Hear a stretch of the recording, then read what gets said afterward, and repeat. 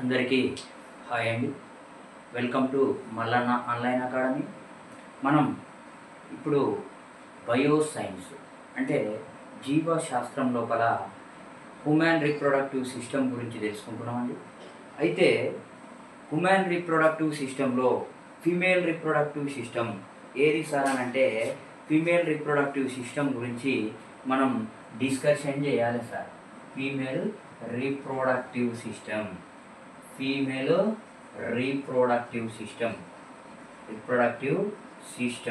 అనేటువంటి అంశాన్ని మనం ఏం చేయాలి, తెలుసుకోవాలి సార్. ఈ ఫీమేల్ రీప్రొడక్టివ్ సిస్టంలో మరి ఏమేమి ఉంటాయి అనే అంశాలను పూర్తి స్థాయిలో మనం తెలుసుకుందామండి. మన ఛానల్ని లైక్ చేయండి, షేర్ చేయండి, సబ్స్క్రైబ్ చేయండి సార్. Okay right. స్త్రీ ప్రత్యుత్పత్తి వ్యవస్థ, పురుష ప్రత్యుత్పత్తి వ్యవస్థ గురించి అంటే మేల్ రీప్రొడక్టివ్ సిస్టమ్ గురించి మనం డిస్కషన్ చేయడం జరిగింది.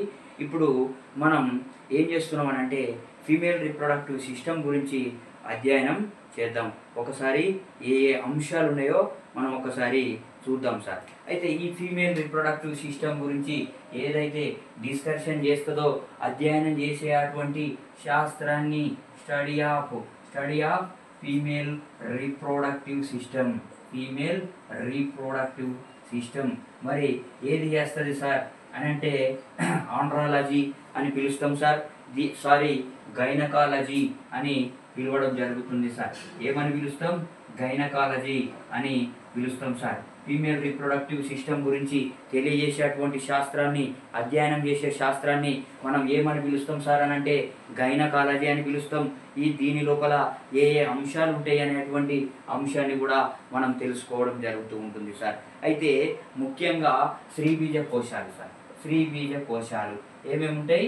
స్త్రీబీజ కోశాలు అనేటువంటి అంశం ఉంటుంది సార్. స్త్రీబీజ కోశాలు పురుషుల్లోనైతే పురుష బీజ కోశాలు ఉంటాయి, స్త్రీలలోనైతే ఏముంటుంది సార్ అని అంటే స్త్రీ బీజ కోశాలు అనేటువంటి పార్ట్స్ ఉంటాయి సార్.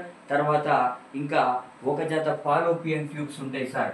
వన్ పెయిర్ ఆఫ్ ఏముంటుంది అని అంటే Fallopian tubes sir. Fallopian tubes అనేటివి ఉంటాయి సార్. నెక్స్ట్ ఇంకా థర్డ్ వన్ ఏంటి అంటే గర్భాశయం సార్. ఈ గర్భాశయం ఏముంటుంది? గర్భాశయం అనేటువంటి అంశం ఉంటుంది. ఈ గర్భాశయాన్ని యూటెరస్ అని పిలుస్తాం సార్. యూటెరస్ ఉంటుంది సార్ స్త్రీల లోపల, ఫీమేల్స్ లోపల. నెక్స్ట్ ఇంకా ఏంటి అని అంటే యోని సార్. యోని, దీనినే మనం ఏమంటాం సార్ అంటే వజైనా అని పిలవడం జరుగుతుంది సార్. వెజైనా అని పిలవడం జరుగుతుంది. ఫిఫ్త్ వన్ పార్ట్ ఏంటి సార్ అని అంటే అనుబంధ గ్రంథులు, accessory glands sir. Accessory glands అనేటివి ఉంటాయి సార్. అనుబంధ గ్రంథులు అనేటివి ఉంటాయి. ఏమేమి ఉంటాయి? Study of female reproductive system, gynaecology. ఇందులోపల ఉండేటువంటి పార్ట్స్ ఏవేవి ఉంటాయి? స్త్రీబీజ కోశాలు, one pair of fallopian tubes, గర్భాశయం సార్. గర్భాశయం తర్వాత యోని, వెజైనా అనేది ఉంటుంది. నెక్స్ట్ అక్సెసరీ గ్లాండ్స్ అనేటివి ఉంటాయి సార్. ఏమేమి ఉంటాయి? స్త్రీబీజ కోశాలు, one pair of fallopian tubes, next గర్భాశయం, యోని, తర్వాత అక్సెసరీ గ్లాండ్స్. వీటినే మనం అనుబంధ గ్రంథులు అని పిలవడం జరుగుతూ ఉంటుంది సార్. అయితే స్త్రీబీజ కోశాలు, ఓవరీస్. ఈ స్త్రీబీజ కోశాల గురించి, ఓవరీస్ గురించి తెలియజేద్దాం, ఒకసారి మాట్లాడుకుందాం. ఇవి మీసోవేరియం అనేటువంటి ఒక పొర చేత, ఒక లేయర్ చేత ఏం చేస్తుంది అని అంటే ద్విస్తరిత ఆంత్రవేష్టనం. ఇది one of the peritoneum sir. Peritoneum అనేటువంటి layer sir. Okay right. Peritoneum ముడత చేత ఉదర కుహర కుడ్యానికి బంధించబడుతుంది సార్. ఉదర కుహరం లోపల మీసోవేరియం లేదా దీన్ని మనం ఆంత్రవేష్టనం, పెరిటోనియం అనేటువంటి ఒక పొర చేత ఈ స్త్రీల లోపల ఏం చేస్తుంది అని అంటే వారి యొక్క ఉదర కుహరానికి, పొట్టకి బంధించబడి అతుక్కొని ఉంటుంది సార్. వీటిని ఆవరించి ఉండేటువంటి సరళ ఘనాకారపు ఉపకలను స్త్రీబీజకోశ జనన ఉపకల అని అంటారు సార్. ఈ పెరిటోనియానికి అతుక్కొని ఉండేటువంటి కణజాలాన్ని మనం ఏమంటామంటే శ్రీబీజకోశ శ్రీబీజకోశ శ్రీబీజకోశ జనన ఉపకళ జనన ఉపకళ ఉపకళ అనేటువంటి లేయర్ చేత ఇవి శ్రీ బీజకోశ జనన ఉపకళ అని దీన్ని పిలవడం జరుగుతుంది సార్. Okay right. ఈ పొర కింద ఏముంటుందంటే మందంగా ఉండే సంయోజక కణజాలకు గుళికను మనం ఏమంటామంటే ట్యూనికా ఆల్బూజినియా. ఈ పొర కింద శ్రీ బీజకోశ జనన ఉపకళ కింద అమరి ఉండేటువంటి ఒకదాన్ని మనం ఏమంటాం సార్ అని అంటే సంయోజక కణజాలం. అది ఒకటి అంటే ఏంటి? సంయోజక కణజాలం సార్. ఈ సంయోజక కణజాలాన్ని సంయోజక కణజాలాన్ని మనం ఏమని అంటాం సార్ అని అంటే సంయోజక కణజాలాన్ని మనం ఏమని పిలుస్తాం సార్ అని అంటే ట్యూనికా ఆల్బూనియా అని పిలుస్తాం సార్. ట్యూనికా అల్బూజినియా అని పిలుస్తాం సార్. ట్యూనికా అల్బూజినియా అని పిలవడం జరుగుతుంది సార్. అల్బూజినియా అని పిలవడం జరుగుతుంది సార్. Okay right. శ్రీ బీజ జనన ఉపకళ కింద అమరి ఉండేటువంటి దానిని సంయోజక కణజాలాన్ని మనం ఏమంటామంటే ట్యూనికా అల్బూజినియా అనేటువంటి కణజాలం అని పిలుస్తూ ఉంటాం సార్. ఓకే మీసోబేరియం ద్విస్తరిత 2 లేయర్లతోని ఉన్నటువంటి ద్విస్తరిత ఆంత్రవేష్టనం సార్. ఇది ఉదర కుహానికి స్త్రీల యొక్క ఉదర పొట్ట భాగం లోపల అతకబడి ఉండేటువంటి అంటుకొని ఉండేటువంటి ఒక పొర సార్. దీనిని ఆవరించి సరళాకార జనన ఉపకళ అనేది ఉంటుంది. ఈ జనన ఉపకళనే మనం శ్రీబీజకోశ జనన ఉపకళ అని పిలుస్తాం. దీని కింద ఉండేటువంటి సంయోజక కణజాల పొరను అయితే దీన్ని మనం ఏమని పిలుస్తాం సార్ అని అంటే ట్యూనికా అల్బూజినియా అని పిలుస్తాం సార్. ట్యూనికా అల్బూజినియా అని పిలుస్తాం. ఇక రెండో అంశం ఏంటి సార్ అని అంటే ఫాలోపియన్ ట్యూబ్స్ సార్. ఈ ఫాలోపియన్ ట్యూబ్స్ ఏ విధంగా ఉంటాయి అనేటువంటి అంశాన్ని కూడా మనం తెలుసుకోవాలి. ఈ ఫాలోపియన్ ట్యూబ్స్ అనేటివి ఏం చేస్తాయి సార్ అని అంటే ఇది వీటిని మనం ఫాలోపియన్ ట్యూబ్స్ అని పిలవడం జరుగుతుంది సార్. ఫాలోపియన్ ట్యూబ్స్ అని పిలవడం జరుగుతుంది. ఈ ఫాలోపియన్ ట్యూబ్స్ ఏం చేస్తాయి సార్ అని అంటే స్త్రీల లోపల అండాలను రిలీజ్ చేస్తూ ఉంటాయి సార్.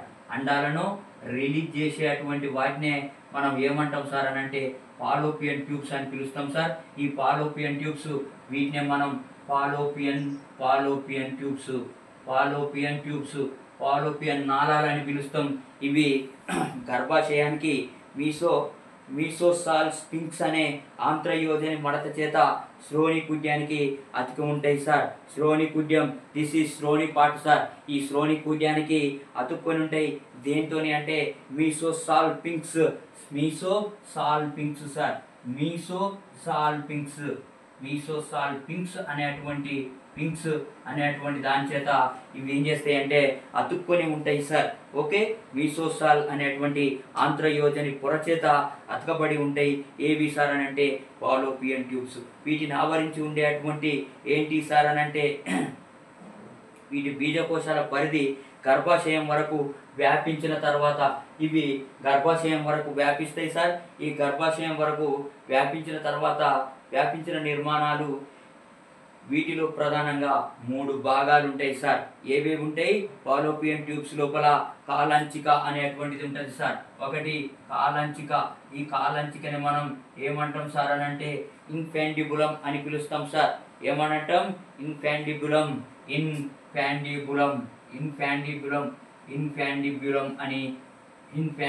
అని పిలవడం జరుగుతుంది సార్. దీని లోపల కాలాంచికనే ఇన్ఫాండిబులం అని పిలుస్తాం. ఇది శ్రీ బీజకోశ సమీపంలో ఉన్న గరాటో ఆకారపు నిర్మాణం సార్. గరాటో ఆకారం లోపల ఇది శ్రీ బీజకోశం యొక్క సమీపంలో ఆవరించి ఉంటుంది సార్. Okay right. ఇది గరాటో వంటి ఆకారాన్ని కలిగి ఉంటుంది సార్. దీని చివర ఉండేటువంటి చీలిన వ్యవస్థ వంటి నిర్మాణాలను ఫింబ్రియా అని పిలుస్తాం సార్. ఇక్కడ చివరి భాగం లోపల వేల వంటి నిర్మాణాలు ఉన్నాయి. దీనిని మనం ఏమని పిలుస్తాం సార్ అని అంటే ఫింబ్రియే అని పిలుస్తాం సార్. వీటినే ఫింబ్రియే అని పిలవడం జరుగుతుంది సార్. ఈ వేల వంటి నిర్మాణాలనే ఫింబ్రియా అని పిలుస్తాం. Okay right. ఇది గరాట్ వంటి ఆకారాన్ని కలిగి ఉంటుంది సార్. రైట్. తర్వాత ఈ నిర్మాణాలు స్త్రీబీజ కోశాల నుంచి విడుదలై ఏం చేస్తాయి అని అంటే శరీర కుహరంలో ఉన్నటువంటి అండాలను సేకరిస్తూ ఉంటాయి సార్. ఓకే, ఇవి ఏం చేస్తాయి సార్ అని అంటే ఈ ఫింబ్రియా అనే పార్ట్స్, ఫింబ్రియా అనేటువంటి భాగాలు ఏం చేస్తాయి అని అంటే అండాన్ని రిలీజ్ చేసి విడుదల చేసేటువంటి స్త్రీబీజ కోశాల నుంచి వచ్చినటువంటి అండాలను సేకరించడంలో ఉపయోగపడేటివి ఏవి సార్ అని అంటే ఈ ఫాలోపియన్ ట్యూబ్స్ సార్, ఈ ఫింబ్రియా అనేటువంటి భాగం సార్. రైట్. తర్వాత కలాసిక సార్, రెండోది కలాసిక. ఈ కలాసికని మనం ఏమని పిలుస్తాం సార్ అని అంటే కలాసికనే యాంపుల్లా అని పిలుస్తాం సార్. యాంపుల్లా అని పిలవడం జరుగుతుంది సార్. రెండో పార్ట్ కలాసిక సార్. ఈ కలాసికని మనం ఏమంటామంటే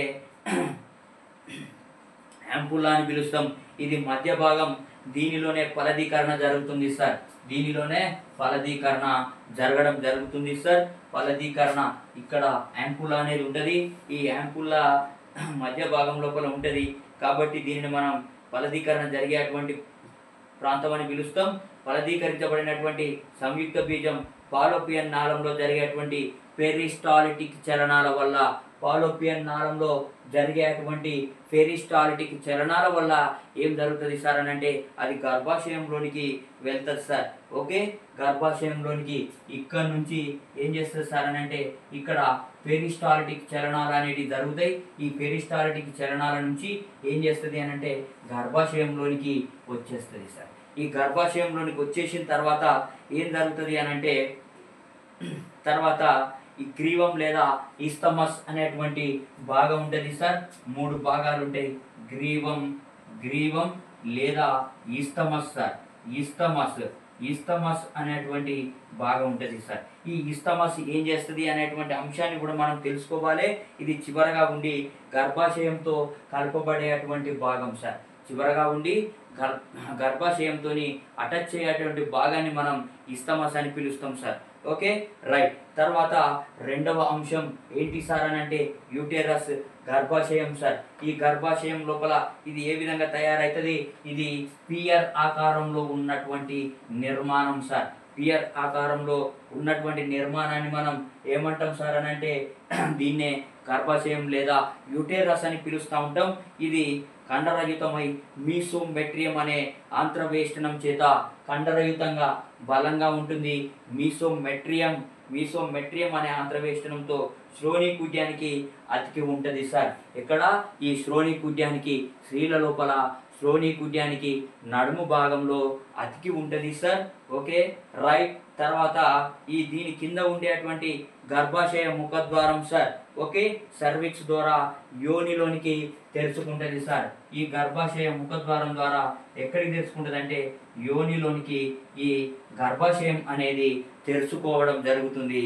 ఓకే, రైట్. తర్వాత ఏం చేస్తుంది సార్ అని అంటే గర్భాశయ ముఖద్వారంలోని సన్నని కుల్యను మనం సెర్వికల్ కెనాల్ అని పిలుస్తాం సార్. సన్నగా ఉండేటువంటి ఒక రంధ్రం ఉంటుంది, ఒక కెనాల్ ఉంటుంది, ఒక భాగం ఉంటుంది. దీనిని మనం సెర్వికల్ కెనాల్ అని పిలవడం జరుగుతుంది సార్. ఈ సెర్వికల్ కెనాల్ ఏం చేస్తుంది సార్ అని అంటే గర్భాశయ ముఖద్వార కుల్య అని పిలుస్తాం సార్.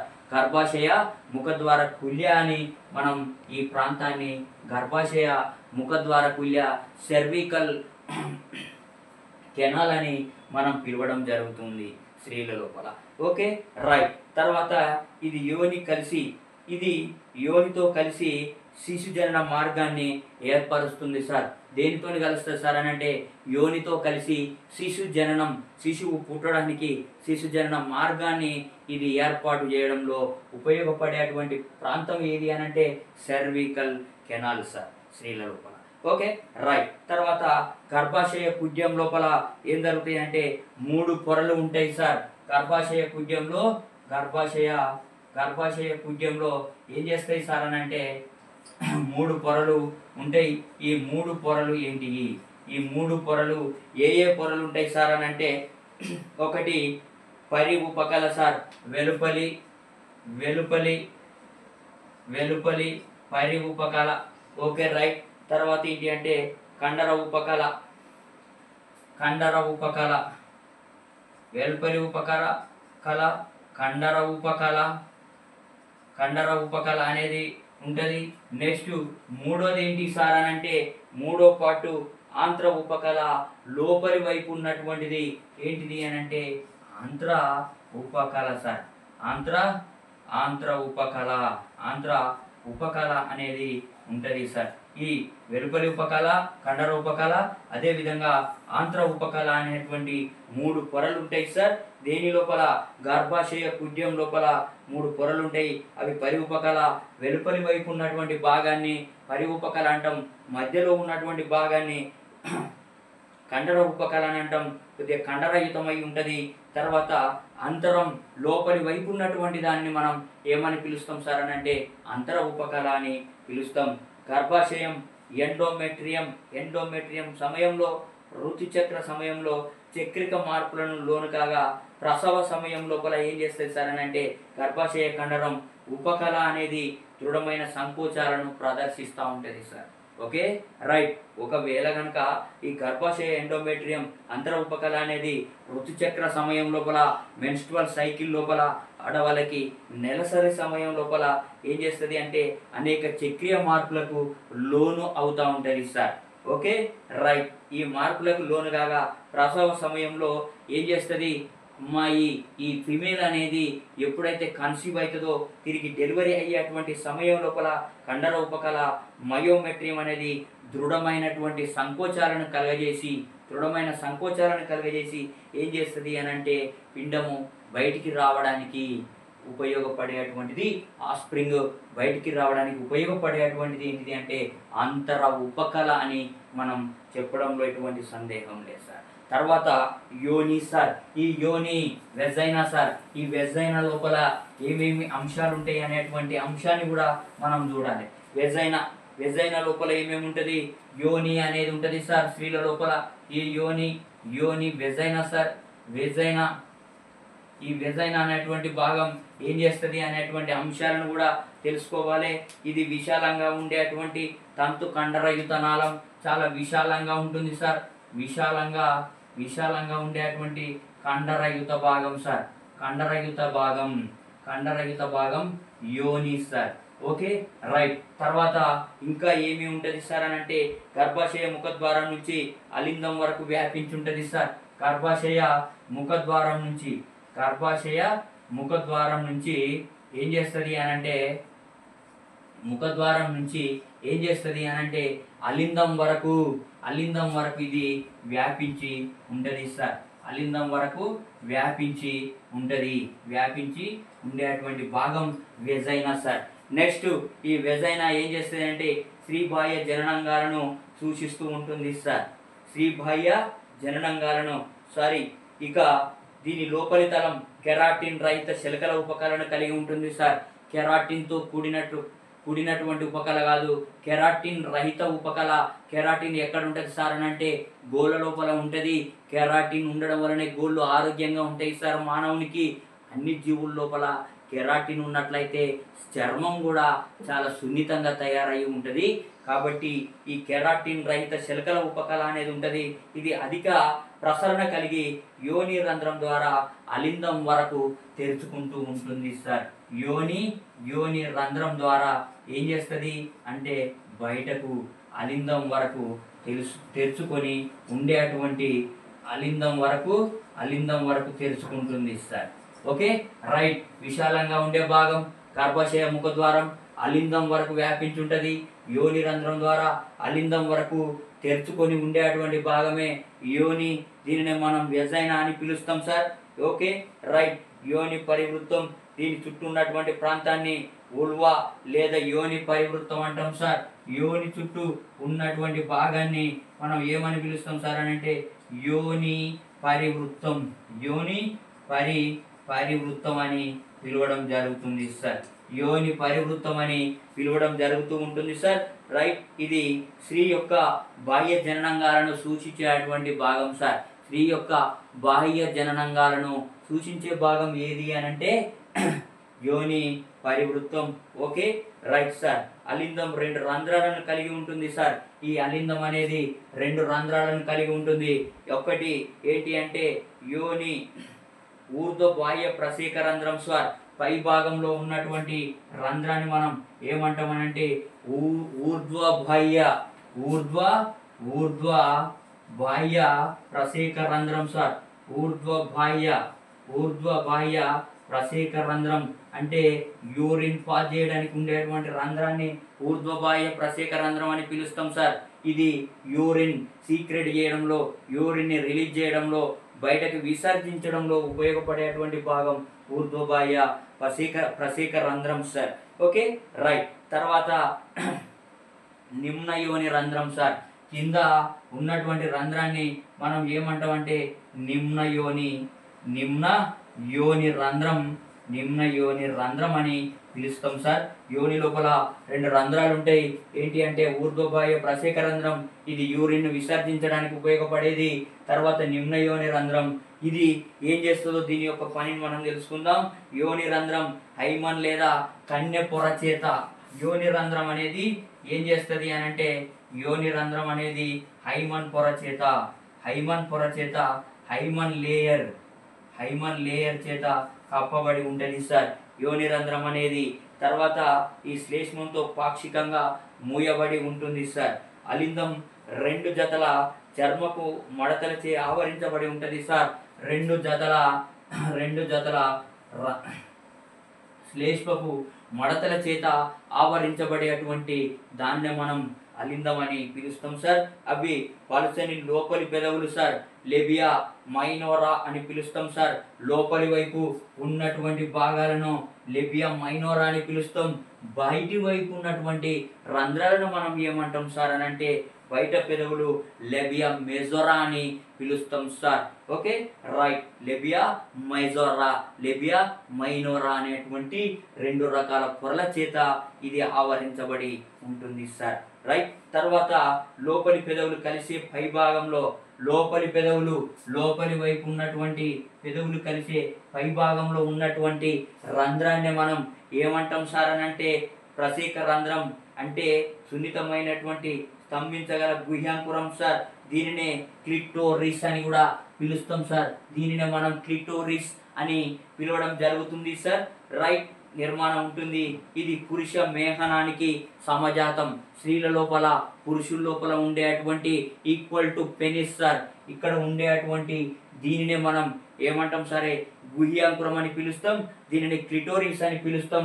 ఇది బాహ్య లోపలి వైపు కలిసేటువంటి 2 పెదవులు లెబియా మెజోరా, లెబియా మైనోరా అనేటువంటి పెదవులు కలిసే ప్రాంతంలో ఉండేటువంటి రంధ్రాన్ని మనం ఏమంటామంటే క్లిటోరిస్ అని పిలవడం జరుగుతుంది సార్. Okay right.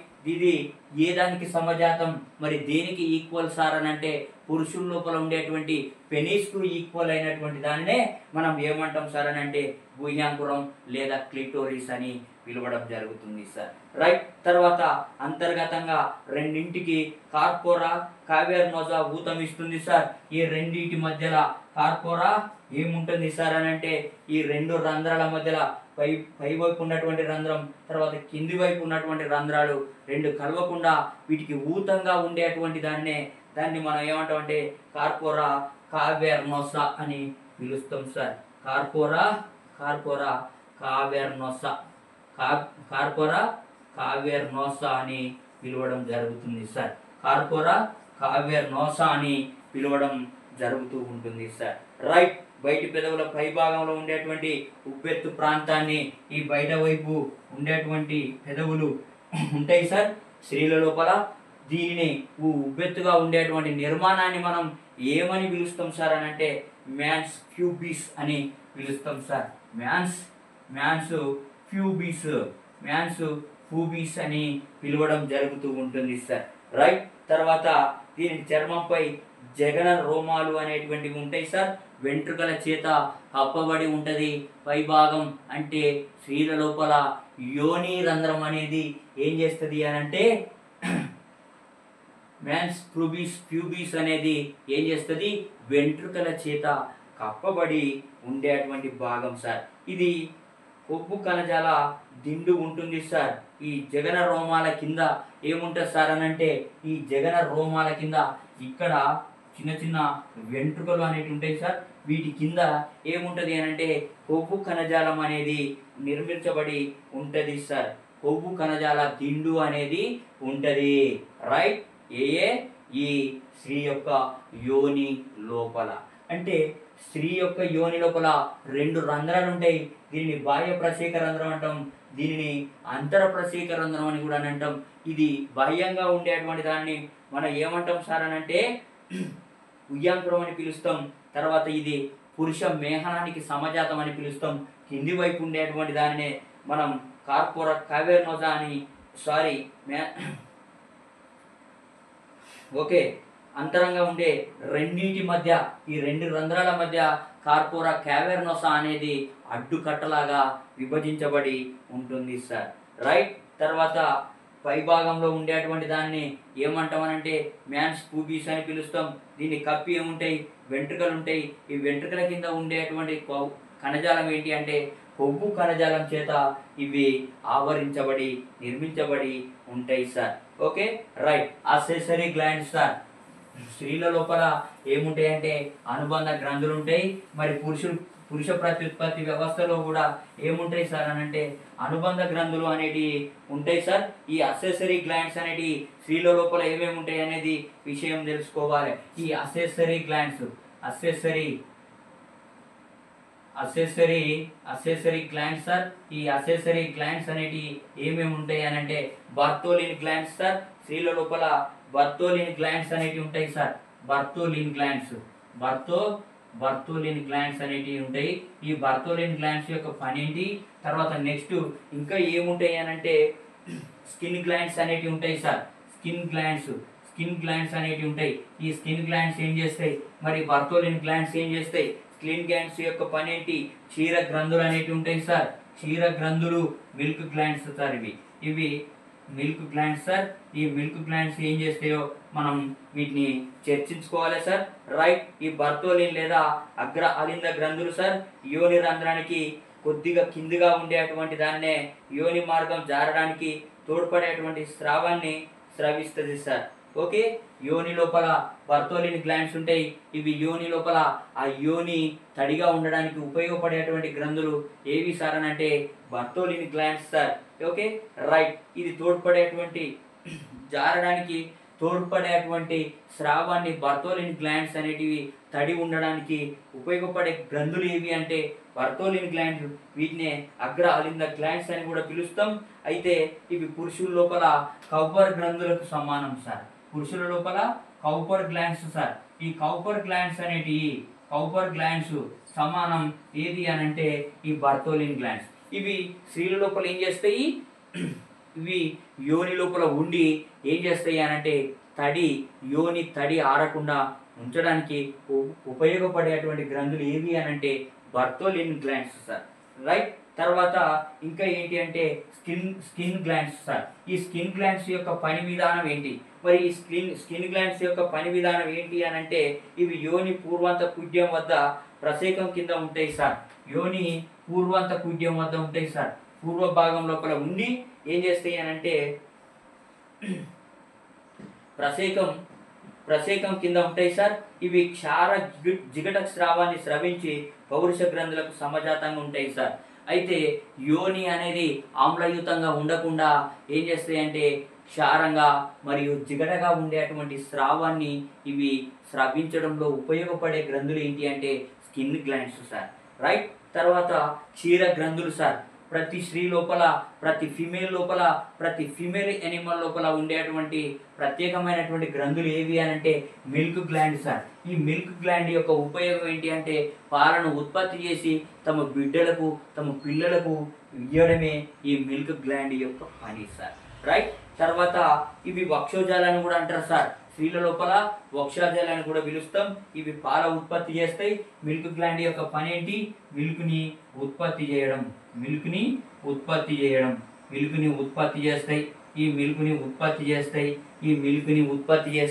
తర్వాత ఇవి పురుషుల లోపల క్రియారహితంగా అవశేష అవయవాలుగా ఉంటాయి సార్. స్త్రీల లోపల క్రియాసహితంగా ఉంటే మిల్క్ గ్లాండ్స్ అనేటివి క్షీర గ్రంథులు అనేటివి, దీనినే మనం స్తన గ్రంథులని పిలవడం జరుగుతుంది. ఇవి స్త్రీల లోపల యాక్టివ్గా ఉంటే పురుషుల లోపల ఇన్యాక్టివ్ స్టేజ్ లోపల ఉండేటువంటి గ్రంథులు సార్. Okay right. తర్వాత ఇక బీజ కణోత్పత్తి సార్. ఈ బీజ కణోత్పత్తి అనేటువంటి అంశం ఏ విధంగా జరుగుతుంది అని మనం నెక్స్ట్ సెషన్లో తెలుసుకుందాం. మన ఛానల్ని లైక్ చేయండి, షేర్ చేయండి, సబ్స్క్రైబ్ చేయండి సార్. Okay right. ఈ బీజ కణోత్పత్తి